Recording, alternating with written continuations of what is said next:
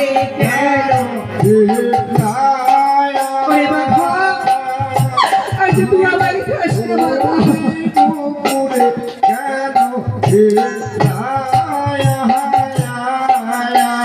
এইবারে কেমন দয়া করো বাধা বইলা শশী করে কেন ওরে বাবা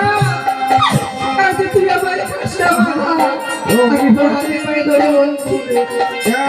আমি যদি শিবের কৈলাস থেকে আমার পানাপতিকে নিয়ে আসতে পারি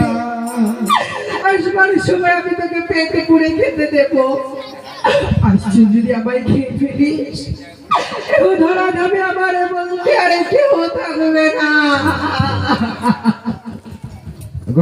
তুই আমায় খাস না বাবা গঙ্গা আসো রেছো